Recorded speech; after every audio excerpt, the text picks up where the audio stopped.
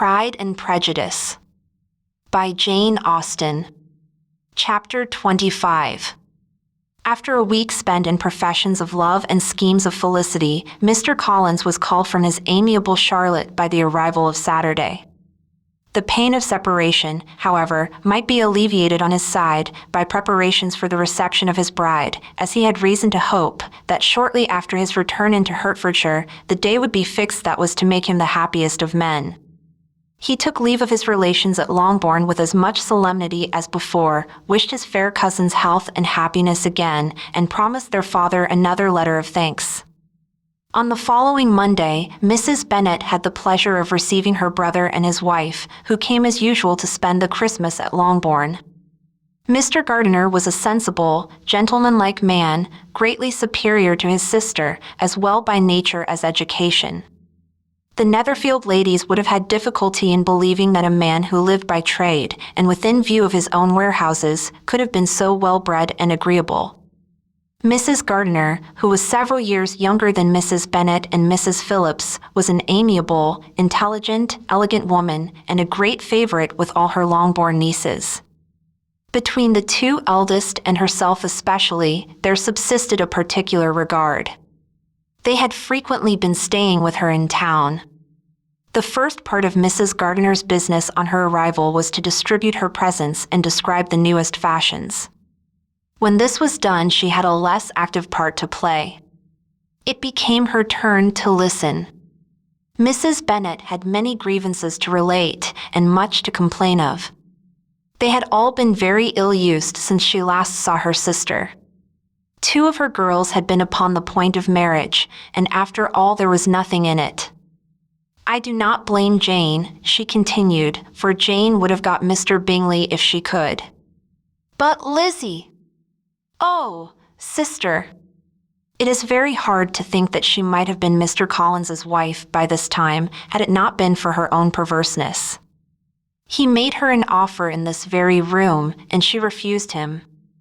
The consequence of it is that Lady Lucas will have a daughter married before I have, and that the Longbourn estate is just as much entailed as ever.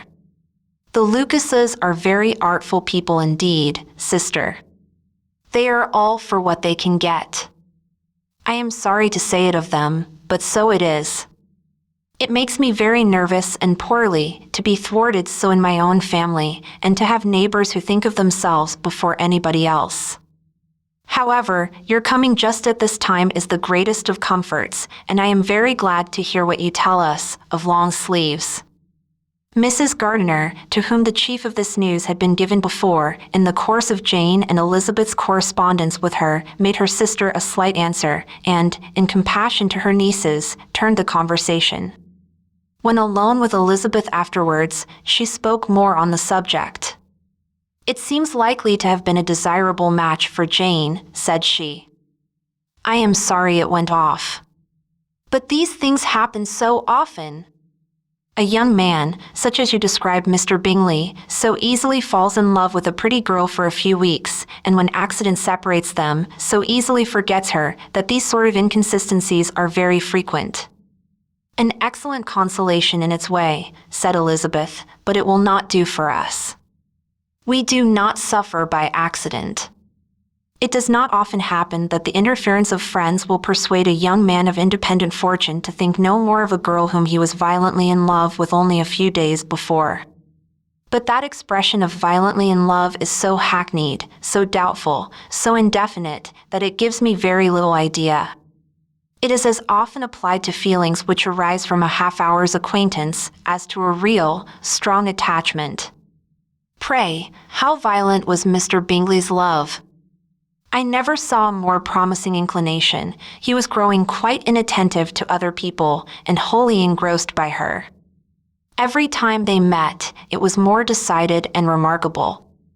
At his own ball he offended 2 or 3 young ladies by not asking them to dance, and I spoke to him twice myself without receiving an answer. Could there be finer symptoms? Is not general incivility the very essence of love? Oh, yes, of that kind of love which I suppose him to have felt. Poor Jane! I am sorry for her, because, with her disposition, she may not get over it immediately. It had better have happened to you, Lizzie. You would have laughed yourself out of it sooner. But do you think she would be prevailed upon to go back with us? Change of scene might be of service, and perhaps a little relief from home may be as useful as anything. Elizabeth was exceedingly pleased with this proposal, and felt persuaded of her sister's ready acquiescence. I hope, added Mrs. Gardiner, that no consideration with regard to this young man will influence her. We live in so different a part of town, all our connections are so different, and, as you well know, we go out so little that it is very improbable that they should meet at all, unless he really comes to see her. And that is quite impossible, for he is now in the custody of his friend, and Mr. Darcy would no more suffer him to call on Jane in such a part of London. My dear aunt, how could you think of it?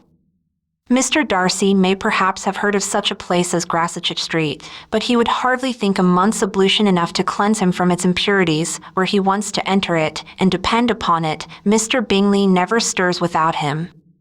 So much the better. I hope they will not meet at all. But does not Jane correspond with his sister? She will not be able to help calling.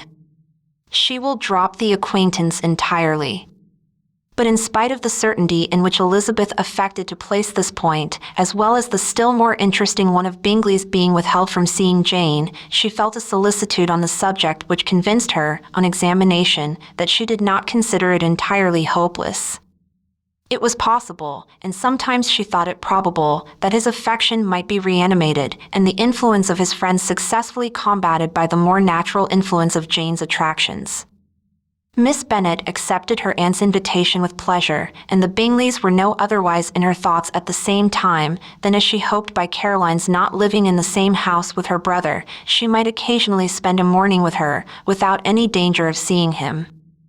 The Gardiners stayed a week at Longbourn, and what with the Phillipses, the Lucases, and the officers, there was not a day without its engagement. Mrs. Bennet had so carefully provided for the entertainment of her brother and sister that they did not once sit down to a family dinner. When the engagement was for home, some of the officers always made part of it, of which officers Mr. Wickham was sure to be one, and on these occasions, Mrs. Gardiner, rendered suspicious by Elizabeth's warm commendation, narrowly observed them both. Without supposing them, from what she saw, to be very seriously in love, their preference of each other was plain enough to make her a little uneasy, and she resolved to speak to Elizabeth on the subject before she left Hertfordshire, and represent to her the imprudence of encouraging such an attachment. To Mrs. Gardiner, Wickham had one means of affording pleasure, unconnected with his general powers. About 10 or a dozen years ago, before her marriage, she had spent a considerable time in that very part of Derbyshire to which he belonged. They had, therefore, many acquaintances in common, and though Wickham had been little there since the death of Darcy's father, it was yet in his power to give her fresher intelligence of her former friends than she had been in the way of procuring. Mrs. Gardiner had seen Pemberley, and known the late Mr. Darcy by character perfectly well. Here consequently was an inexhaustible subject of discourse. In comparing her recollection of Pemberley with the minute description which Wickham could give, and in bestowing her tribute of praise on the character of its late possessor, she was delighting both him and herself. On being made acquainted with the present Mr. Darcy's treatment of him, she tried to remember some of that gentleman's reputed disposition when quite a lad which might agree with it, and was confident at last that she recollected having heard Mr. Fitzwilliam Darcy formerly spoken of as a very proud, ill-natured boy.